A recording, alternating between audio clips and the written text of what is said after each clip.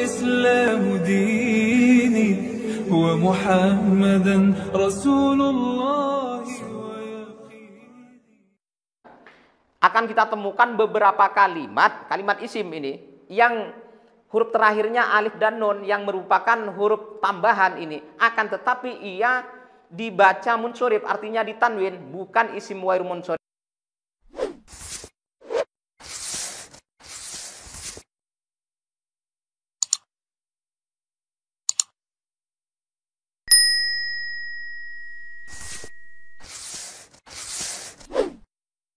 Assalamualaikum warahmatullahi wabarakatuh.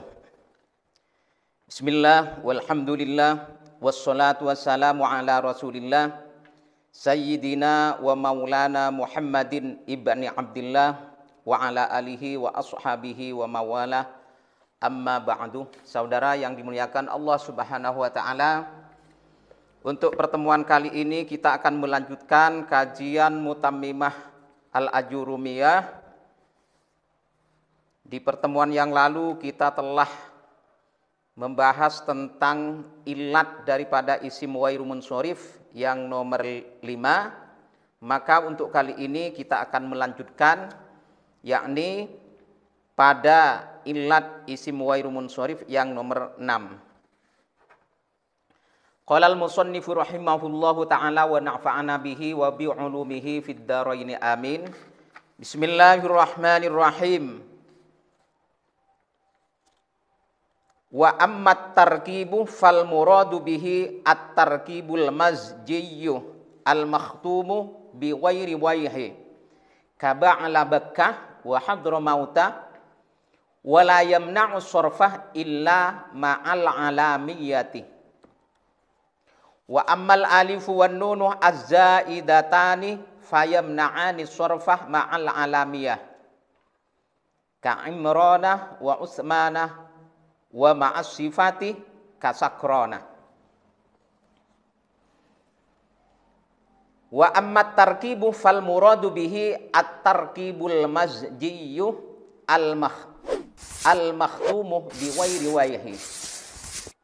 Wa ammat tarkibu adapun tarkib fal muradu bihi at-tarkibul mazjiyyu, maka yang dimaksud di sini adalah tarkib masji al-makhtum bi ghairi wayhi, yang diakhiri selain daripada lafal wayhi. Artinya bagian yang kedua, tarkib masji, kalimat bagian yang kedua itu bukan lafal wayhi. Ka ba'la bakkah, seperti lafal ba'la bakkah. Nah, di sini kalimat yang terakhir bakkah, bukan wayhi. Wa hadramauta, dan lafal hadramauta. Kalimat yang kedua di sini adalah mauta, bukan wayhi. Jadi nanti ini ada ketentuan tersendiri apabila tarkib masji itu kalimat yang kedua, bagian kalimat yang kedua itu terbentuk dari lafal wayhi. Wala yamna'u sarfah illa ma'al alamiyati. Wala yamna'u as-sarfah, dan tidak mencegah tarkib masji itu pada tanwin terhadap sebuah kalimat isim illa ma'al alamiyati, kecuali ia bersamaan dengan alamiyah atau isim alam. Jadi tarkib masji itu ya, untuk kita masukkan pada isim ghairu munsorif, artinya tidak bisa ditanwin. Itu salah satu syaratnya adalah harus bersamaan dengan alamiyah atau isim alam. Di sini musannif tidak menghadirkan contoh. Nah, nanti kita lihat contohnya di papan tulis. Wa ammal alifu wan nunu az-zaidatani fayamna'ani as-sarfah ma'al alamiyati. Adapun huruf alif dan huruf nun, yang mana alif dan nun itu merupakan zaidah, huruf tambahan, fayamna'ani sarfah ma'al alamiyati. ia akan mencegah tanwin, artinya akan membuat sebuah kalimat menjadi isim ghairu munsharif dengan catatan ia bersamaan dengan alamiah atau isim alam. Ka Imronah, seperti lafal Imronah, wa Usmanah, dan lafal Usmanah. Imronah nama orang, Usmanah nama orang juga, berarti alamiah. Wa ma'as sifati, dan bersamaan dengan isim sifat. Kasakronah, seperti lafal sakronah. Artinya sebuah kalimat isim akan menjadi isim ghairu munsharif yang mana isim tersebut huruf terakhirnya adalah berupa alif dan nun, yang mana keduanya merupakan huruf zaidah, tambahan. Itu akan menjadi ilat daripada isim ghairu munsharif apabila bersamaan dengan isim alam. Seperti contoh lafal Imronah dan contoh lafal Usmanah dan juga contoh lafal Sakronah. Lafal Imronah ini isim ghairu munsharif, tidak boleh ditanwin, tidak boleh dibaca Imronun, tidak boleh dibaca Imronan dalam mahal nasab, dan juga tidak boleh dibaca Imronin dalam mahal jar. Dikarenakan ada sebab, ada yang mencegah, yaitu dua ilat. Yang pertama adalah huruf terakhirnya berupa alif dan nun, yang berupa tambahan alif dan nun tersebut. Kemudian Imronah itu merupakan isim alam. Jadi seperti itu. Coba kita lihat di papan tulisnya. Mungkin di situ ada tambahan-tambahan keterangan atau contoh-contoh ya, seperti tarkib masjid di sini yang tidak ada contohnya. Seperti yang kita pelajari di pertemuan yang lalu, bahwasannya tarkib masjid itu yang merupakan ilat daripada isim ghairu munsharif yang nomor 6 adalah sebuah kalimat yang tersusun dari dua kalimat asal. Sebelum menjadi tarkib masjid, sebenarnya itu ada dua unsur kalimat. Contohnya seperti lafal ba'lah bakku.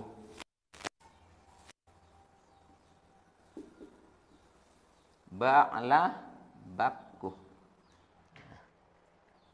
Ini sebenarnya sebelum tersusun menjadi sebuah kalimat ba'lah bakku, seperti ini. Ba'lun. Kemudian bakun, seperti ini. Jadi ba'lun ini merupakan sebuah kalimat, bakun juga merupakan sebuah kalimat. Ba'lun ini artinya adalah patung. Bakun ini penyembah patung. Ba'lun artinya patung, bakun penyembah patung atau pemilik patung. Kemudian setelah ditarkib atau disusun menjadi satu sehingga menjadi ba'lah bakku, maka ia dijadikan isim alam, dibuat nama. Dan dalam hal ini ba'lah bakku ini dibuat nama sebuah kota. Dibuat nama sebuah kota. Maka artinya tidak boleh diartikan secara satu persatu sebagaimana sebelum tersusun menjadi ba'lah bakku. Jadi seperti ini yang dimaksud dengan tarkib masjid. Nah, maka seandainya penyusunan satu kalimat dari asal dua kalimat yang disebut dengan tarkib masjid ini, seandainya tidak memenuhi syarat untuk masuk pada ilat isim ghairu munsharif, maka tetap kalimat tersebut yang sudah tersusun menjadi satu kalimat yang terdiri dari dua kalimat tetap dikatakan tarkib masjid. Misal, setelah tersusun menjadi satu kalimat, tidak dijadikan alamiah, tidak dijadikan isim alam, tetap dikatakan tarkib masjid, namun tidak merupakan suatu ilat daripada salah satu ilat isim ghairu munsharif. Kemudian yang perlu kita tahu juga bahwasannya tarkib masji akan menjadi ilat atau menjadi penyebab isim ghairu munsharif, sebuah kalimat isim tidak boleh ditanwin apabila tidak diakhiri dengan lafal waihi. Artinya tarkib masji itu akan menjadi ilat daripada isim ghairu munsharif apabila bagian kalimat yang kedua itu tidak dibentuk dari lafal waihi. Maka apabila diakhiri dengan lafal waihi atau dibentuk dengan lafal waihi, maka hukumnya mabni kasrah. Contohnya seperti lafal ini. Sibawaihi. Sibawaihi. Lafal sibawaihi sebelum ditarkib menjadi tarkib masji terdiri dari dua kalimat. Kalimat yang pertama adalah sibun, artinya tufah. Ya. Kemudian waihun,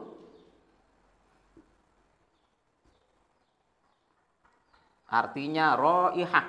Tufah itu apel, waihun artinya bau yang semerbak. Setelah disusun menjadi sebuah kalimat yaitu sibawaihi, maka artinya bukan tufah lagi, bukan roihah lagi, tetapi ia dibentuk menjadi satu untuk dijadikan nama seseorang, sibawaihi. Maka apabila tarkib masji terjadi seperti ini tetap dikatakan tarkib masji sibawaihi ini. Namun tidak bisa dijadikan ilat isim ghairu munsharif karena bagian kalimat yang kedua dibentuk dari lafal waihi. Alasannya para ulama dikarenakan apabila tarkib masji kalimat yang kedua itu terbentuk dari lafal waihi itu dimabnikan, yaitu mabni kasrah, sehingga akan terjadi seperti contoh ini. Ja'ah sibawaihi, ro'aitu sibawaihi, marortu bi sibawaihi. Lafal sibawaihi dalam contoh ini i'rabnya dalam keadaan rofa karena menjadi fa'il daripada ja'ah. Tanda rofaknya mana? Tidak ada. Tanda rofaknya dikarenakan mabni, yaitu mabni kasrah. Kemudian ro'aitu sibawaihi, di contoh ini lafal sibawaihi i'rabnya dalam keadaan nasab. Kemudian di contoh yang ketiga, marortu bi sibawaihi, lafal sibawaihi dalam mahal jar karena dimasuki amil jar yaitu ba. Jadi kalimat mabni itu seperti yang pernah kita pelajari hanya menempati i'rab akan tetapi tidak mempunyai tanda i'rab. Jadi jangan ditanya mana tanda rofaknya lafal sibawaihi, mana tanda nasabnya lafal sibawaihi yang menjadi maf'ul bih, kemudian mana tanda jernya lafal sibawaihi yang dijarkan oleh ba. Jangan ditanya seperti itu karena kalimat yang mabni itu tidak mempunyai alamatul i'rab. Mereka hanya punya alamatul bina, tanda mabni. Kalau ditanya mana tanda mabninya, ini mabni kasroh, yang ini juga mabni kasroh, yang ini juga mabni kasroh. Mabni kasroh yang pertama, i'rabnya dalam keadaan rofa karena jadi fa'il. Kemudian mabni kasroh yang kedua, mabni kasroh yang kedua, mahal i'rabnya dalam keadaan nasab karena menjadi maf'ul bih daripada ro'a.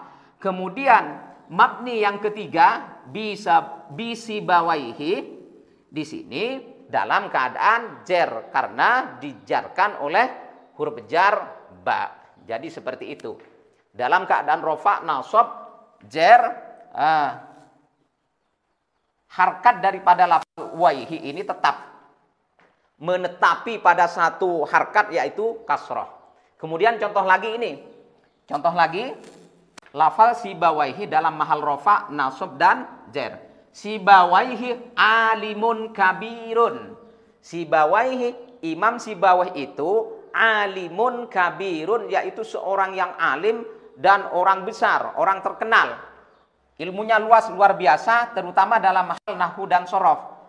dalam gramatika Arabnya. Nah, lafal sibawaihi dalam contoh ini dalam mahal rafa karena menjadi mubtada. Kemudian di contoh yang kedua, ra'aitu sibawaihi aliman kabiron. Ra'aitu saya melihat sibawaihi pada Imam Sibawaihi aliman yang sangat alim, kabiron dan yang orang besar.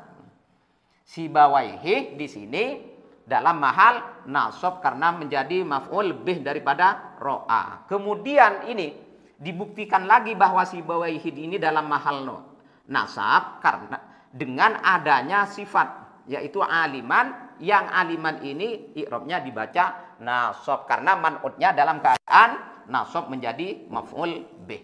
Kemudian contoh yang ketiga, qara'tu kitabah Sibawaihi. Yang dimaksud di sini adalah Sibawaihi di sini dalam keadaan jer. Kenapa dibaca jer? Karena menjadi mudhof ilaih. Ingat untuk adik-adik pemula bahwasannya kalimat isim dibaca jer itu tidak harus ada huruf jernya di depannya sebelumnya, akan tetapi di samping kalimat isim yang harus dibaca jer itu dikarenakan dimasuki amil jer juga menjadi mudhof ilaih seperti yang terdapat di contoh ini. Qara'tu kitabah Sibawaihi. Saya telah membaca kitabah Sibawaihi, kitabnya Imam Sibawaihi. Seperti itu. Kemudian ketentuan tentang tarkib masjid selanjutnya adalah apabila tidak diakhiri dengan lafal waihi, maka hukumnya mu'rab. Ini maksudnya tarkib masjid. Tarkib masjid apabila tidak diakhiri dengan lafal waihi, artinya kalimat yang kedua bukan lafal waihi, maka hukumnya mu'rab. Apa mu'rab itu? Sebuah kalimat yang huruf terakhirnya bisa berubah-ubah. Ya, bisa berubah-ubah dari rofa ke nasab, dari nasab ke jer. Dikarenakan berbeda-bedanya amil yang masuk kepadanya. Dan tanda i'rabnya itu bisa dibuktikan, bisa diperlihatkan, bisa dimunculkan. Seperti di contoh ini, ja'ah ba'ku, ra'aitu ba'la bakka, marartu bi ba'la bakka. Lafal ba'la bakku ini merupakan kalimat isim yaitu tarkib masjid. Karena ba'la bakkuh ini huruf yang terakhir, kalimat bukan huruf, kalimat yang terakhir bukan lafal wahid, maka dia itu hukumnya mu'rab. Artinya bisa rofa, dari rofa berubah pada nasab, dari nasab bisa berubah pada jer. Dan rofanya bisa ditandai dengan tanda yang jelas. Nah, seperti ini. Ja'a ba'lu bakkuh, lafal abakku ini, lafal ba'lu bakkuh ini i'rabnya dalam mahal rofa karena menjadi fa'il daripada ja'ah. Tanda rofanya dhamma ini, tanda rofanya dhamma, hanya saja dhammanya tidak boleh ditanwin. Kenapa tidak boleh ditanwin? Karena ba'la bakkuh merupakan isim wairuh munsorif. Kemudian contoh selanjutnya ra'aitu ba'la bakkah. Nah, ini berubah dari rofa ke nasab, tandanya pun juga berubah. Ba'la bakkah dalam keadaan nasab menjadi maf'ul lebih daripada ro'a karena ro'a termasuk kalimat fi'il muta'addi, yaitu sebuah kalimat fi'il yang membutuhkan maf'ul lebih, dan maf'ul lebihnya di sini ada yaitu ba'la bakkah. Saya melihat kota ba'la bakkah. Seperti itu. Tanda nasabnya fathah. Ini kelihatan. Tanda nasabnya fathah. Kemudian marartu bi ba'la bakkah. Contoh yang ketiga, marartu bi ba'la bakkah. Lafal ba'la bakkah di sini dalam keadaan jer. Dalam keadaan jer karena dimasuki amil jar yaitu ba. Tanda jernya dengan fathah. Kenapa tanda jernya dengan fathah kok tidak dengan kasroh? Karena ba'la bakkah ini adalah merupakan isim wairuh munsorif. Isim wairuh munsorif apabila dalam keadaan majrur atau makhfud, yaitu dalam keadaan jer, tanda jernya tidak boleh dengan kasroh, harus fathah. Yang mana fathah itu merupakan pengganti daripada kasroh. Jadi di sini jelasnya bahwasannya tarkib masjid yang kalimat keduanya atau kalimat yang terakhir itu bukan lafal waihi, maka ia mu'rab. Bisa berubah-ubah i'rabnya, keadaan i'rabnya, dan tandanya pun juga bisa berubah-ubah. Kemudian tarkib masji itu yang di i'rab adalah kalimat bagian yang kedua.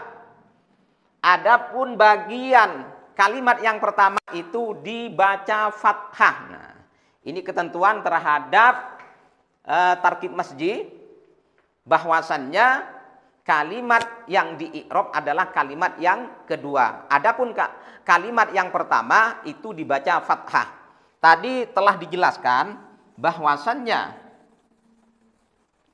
tarkib masji terdiri dari dua kalimat.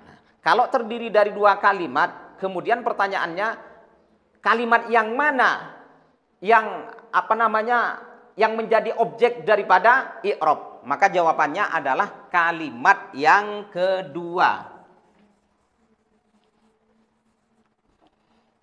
Ba'la bekah terdiri dari dua kalimat. Pertama ba'lun, yang kedua bakun. Sebelum ditarkib masji. Setelah ditarkib masji, maka yang di i'rab itu adalah bagian yang kedua, yaitu bakuhnya. Kemudian yang pertama dibaca fathah. Maka akan terjadi seperti ini. Ba'lah. Kemudian kalau contoh sibawaihi tadi, sibawaihi. Ini masih belum bicara tentang ilatnya, terkhusus pada tarkib masjidnya. Walaupun ini tidak memenuhi syarat untuk menjadi isim ghairu munsharif, tetapi kita bicara tentang tarkib masjidnya. Bahwasannya tarkib masjid itu yang berlaku i'rab terhadap bagian kalimat yang kedua. Jadi yang berubah-ubah itu yang kedua. Kalau di sini waihi, walaupun mabni waihi kan tetap i'rabnya kan berubah. Bisa rofa waihi ini, bisa nasab, juga bisa jer. Seperti yang telah kita baca contohnya. Kemudian demikian juga dengan lafal ba'la bakkuh. Ba'la bakkuh yang berubah i'rabnya tergantung amilnya, yaitu tentang bakkuhnya. Rofa, nasab, jer. Bakkuh akan berada dalam keadaan rofa apabila dimasuki amil rofa. Bakkuh akan berada pada mahal nasab apabila dimasuki amil nasab. Dan ia juga akan berada dalam keadaan jer apabila dimasuki amil jer. Jadi dalam contohnya seperti ini.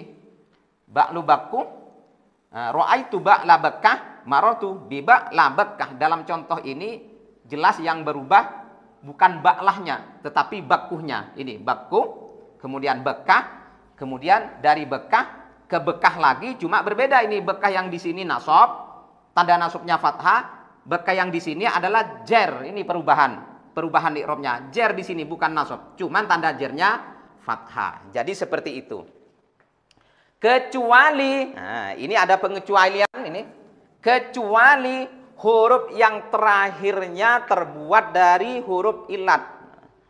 Kecuali huruf terakhir. Ini bukan huruf yang terakhir nih. Huruf yang pertama. Huruf terakhir daripada kalimat yang pertama. Huruf terakhir daripada kalimat yang pertama terbuat dari huruf ilat atau nun. Ini coba diperhatikan. Bahwasannya tarkib masji itu tadi disebutkan, tadi dijelaskan bahwa yang berlaku i'rab itu terhadap kalimat yang kedua. Kemudian kalimat yang pertama selalu fathah. Contohnya lagi ini. Ini tadi sudah ditulis. Ini. Contoh hadza hadrah mautuh. Nah, hadrah mautuh di sini dalam keadaan rofa karena menjadi khabar daripada hadza. Menjadi khabar daripada hadza. Tanda rofaknya ini dhamma, hadra mautu. Kemudian contoh selanjutnya, ra'aitu hadra mauta. Ra'aitu hadra mauta, saya telah melihat hadra maut. Hadra mauta dalam keadaan nasab menjadi maf'ul bih, tanda nasabnya ini terdapat pada ta. Hadra mauta. Kemudian contoh yang ketiga, marartu bi hadra mauta. Saya berjalan, saya berlalu, bertemu dengan kota Hadrah Maut. Lafal mautah di sini dalam keadaan jer karena dimasuki amil amil jar. Jadi yang berubah i'rabnya ini lafal mautuh. Lafal mautuh. Kalau kita lihat di contoh ini yang berubah-ubah tak di sini, huruf tak. Huruf yang terakhir daripada lafal mautuh. Yang pertama, ini dalam keadaan rofa menjadi khobar daripada hadza. Contoh yang kedua, dalam mahal nasab menjadi maf'ul lebih daripada ro'a. Contoh yang ketiga, mauta dalam mahal jar karena dimasuki amil jar yaitu ba. Jadi kalimat yang terakhir yaitu lafal mautun. Lafal mautun ini yang berubah-ubah tergantung dari amil sebelumnya. Kemudian kalimat yang pertama dibaca fathah ini. Selalu fathah, mau dalam keadaan rofa, nasab, jar, selalu fathah. Dalam keadaan rofa hadroh, dalam keadaan nasab hadroh, dalam keadaan jar juga hadroh. Kecuali tidak seperti ini, ya. Tidak dibaca fathah, huruf yang terakhir daripada kalimat yang pertama, bukan yang kedua. Yang pertama tidak dibaca fathah apabila kalimat yang pertama, ini kalimat yang pertama terbentuk dari huruf illat, huruf yang terakhirnya dari kalimat yang pertama terbentuk dari huruf illat atau nun. Nah, kita lihat contohnya biar gak bingung. Contohnya yang pertama adalah ma'di karibah. Ma'di karibah. Kalimat pertamanya ini adalah ma'di. Kalimat keduanya adalah karib. Kemudian contoh yang kedua, badin janatun. Badin janatuh. Kalimat pertamanya adalah badin. Kalimat keduanya adalah janatu. Kalimat yang pertama ini kok tidak dibaca fathah. Kok tidak dibaca fathah? Kok tidak dibaca ma'diyah atau badina? Dikarenakan huruf yang terakhir dari kalimat yang pertama ini adalah merupakan huruf illat. Huruf illat. Kalau huruf illat maka harus disukun. Nah, ini. Tidak boleh dibaca ma'diyah, harus disukunkan. Kemudian dalam contoh ini, huruf yang terakhir daripada kalimat yang pertama dari sebuah tarkib masji merupakan huruf nun. Jika demikian, maka harus disukun, tidak boleh di fathah. Jadi tidak boleh dibaca ma'diyah. Badinah tidak bisa dibaca seperti itu. Kenapa? Karena ini merupakan pengecualian. Kalau di luar pengecualian ini maka semuanya harus dibaca fathah, huruf terakhir daripada kalimat yang pertama, hadra, mautuh. Kemudian sibah. Nah, ini sibah mana? Sibah. Sibah waihi, tidak boleh dibaca sibu atau sibi atau disukun. Sibah waihi tidak boleh seperti ini. Harus dibaca fathah.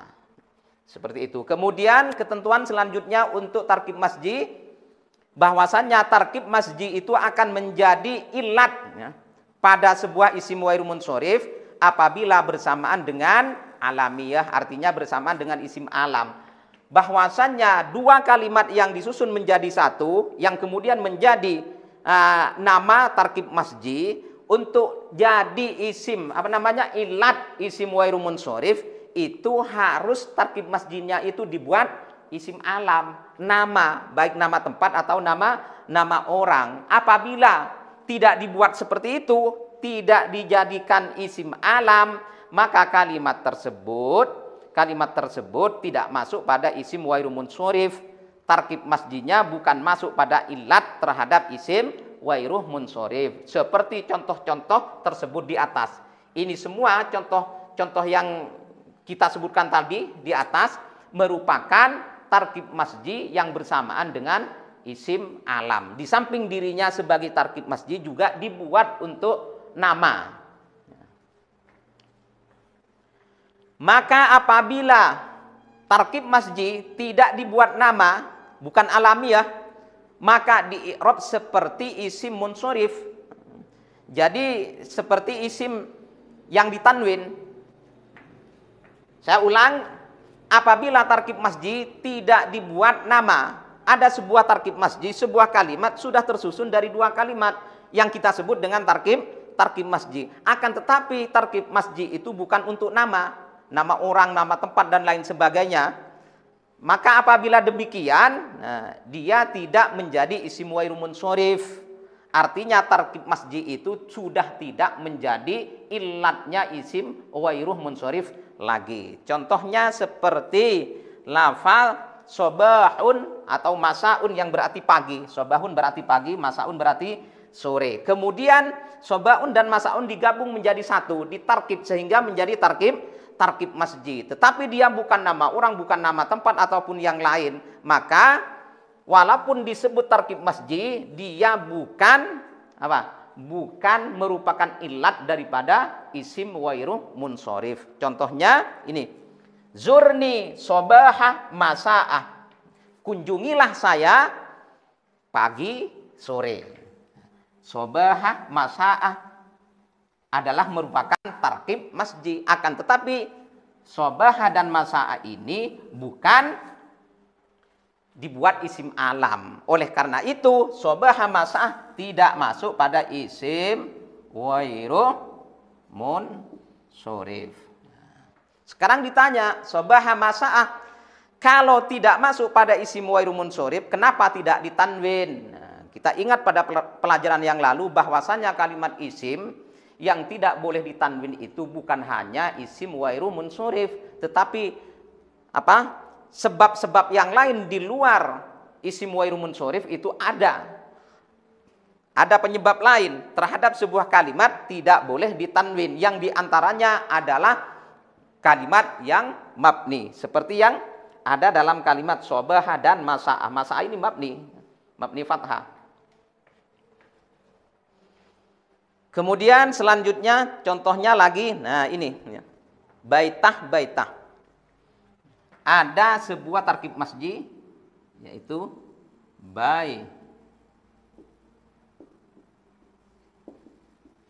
yang asalnya dari kalimat baitun yang berarti rumah,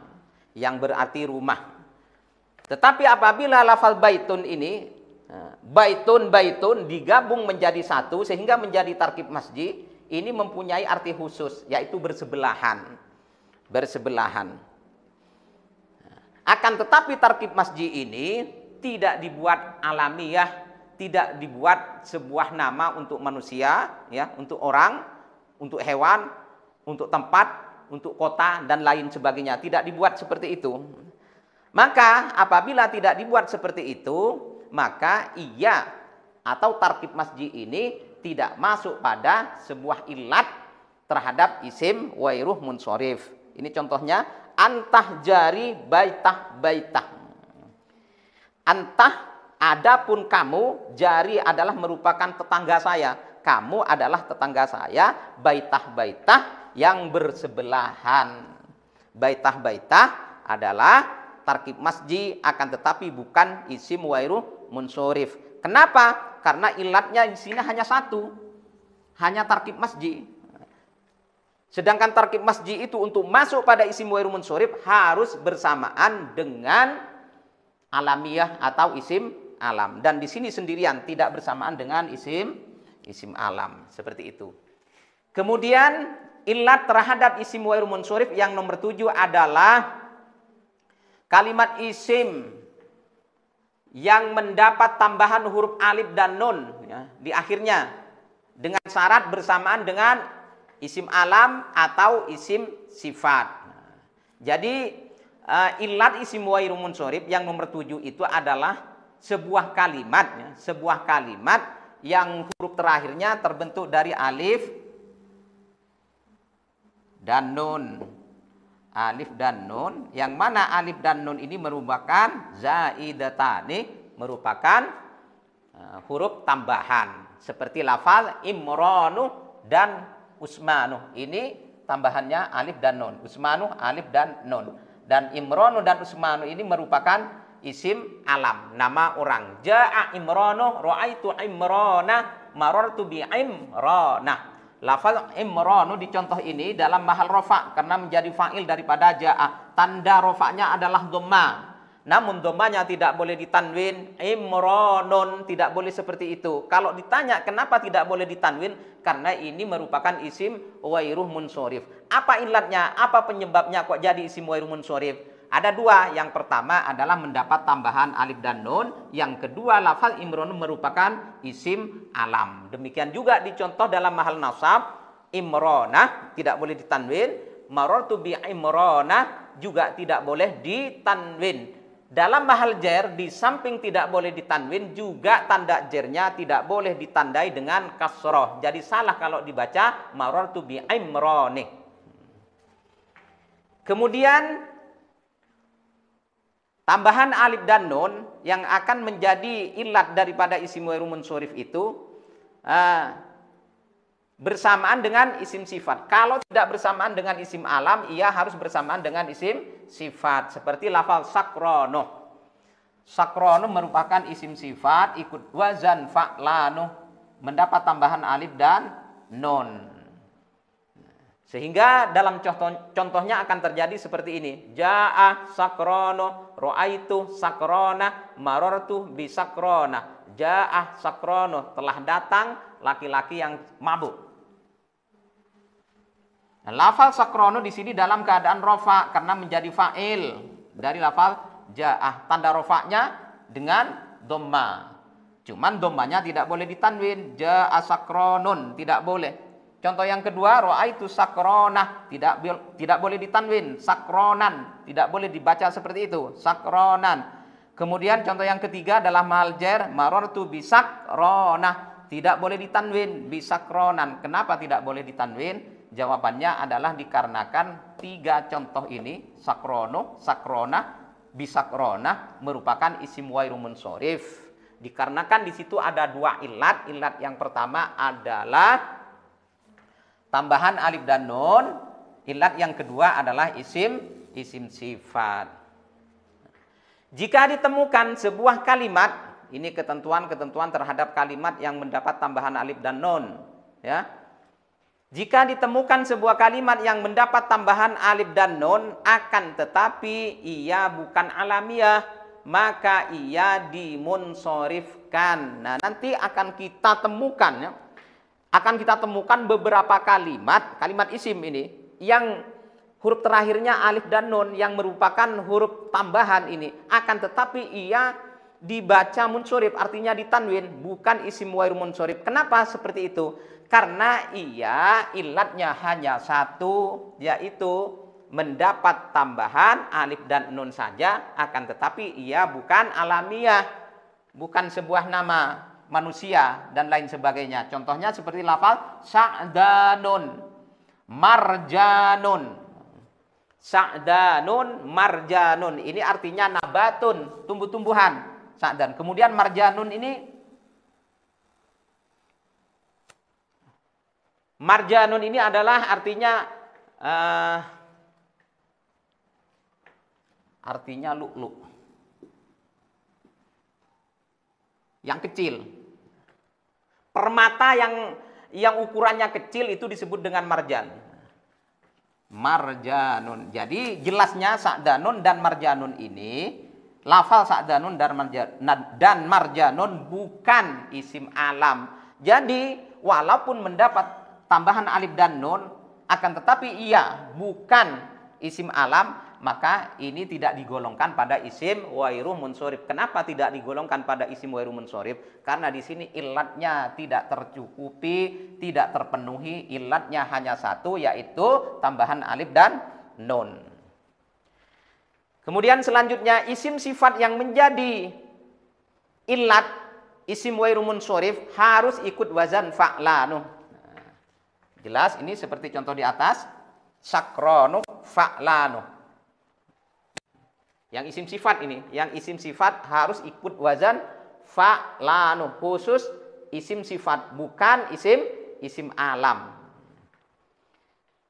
Isim sifat yang menjadi ilat isim ghairu munsharif, muannasnya harus ikut wazan fa'la. Harus ikut wazan fa'la. Karena nanti akan ditemukan isim sifat itu yang mudzakarnya ikut wazan fa'la, no, akan tetapi muannasnya tidak ikut wazan fa'la. Ini tidak ikut wazan fa'la, akan tetapi ikut wazan fa'la. natun. Maka setiap isim sifat yang ikut wazan fa'lanuh mudzakarnya, kemudian muannasnya ikut wazan fa'lanatun, maka ia tidak digolongkan atau bukan ilat daripada isim ghairu munsharif. Nah, contohnya di sini adalah lafal ini. Contohnya di sini adalah lafal atsanu. Atsanu. Kemudian contohnya lagi lafal sakrono. Seperti yang tertera dalam contoh tadi, sakrono, atsanu. Ini adalah merupakan isim sifat. Kenapa tidak tanwin? Kenapa tidak tanwin? Karena masuk pada isim ghairu munsharif. Ilatnya sudah dua, yaitu mendapat tambahan alif dan nun dan isim sifat ikut wazan fa'lanu.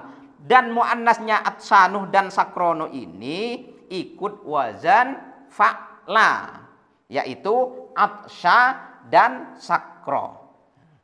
Jadi apabila nanti kita temukan isim sifat yang mendapat tambahan alif dan nun yang ikut wazan fa'lanu, akan tetapi muannasnya bukan ikut wazan fa'la, akan tetapi ikut wazan fa'lanatun, maka ini tidak digolongkan pada isim ghairu munsharif. Seperti contohnya lafal ini, sayfanun, massonun, nadmanun. Ini semua dan yang sebangsa dengan ini, apa yang sebangsa maksudnya? Muannasnya tidak ikut wazan fa'la, akan tetapi ikut wazan fa'lanatun. Maka ini tidak bisa digolongkan pada isim ghairu munsharif. Seperti itu. Makanya dalam contohnya ini ditanwin ini. Misal, ja'at sayfanatun, ra'aitu sayfanatan, marartu bi sayfanatin. Seperti itu. Massonun, nadmanun. Nah, muannasnya massonatun, nadmanatun. Nah, ini. Muannasnya semuanya lafal ini ikut wazan fa'lanatun. Mungkin itu yang bisa saya sampaikan untuk pertemuan kali ini. Mudah-mudahan bermanfaat untuk kita semua. Amin ya rabbal alamin. Assalamualaikum warahmatullahi wabarakatuh.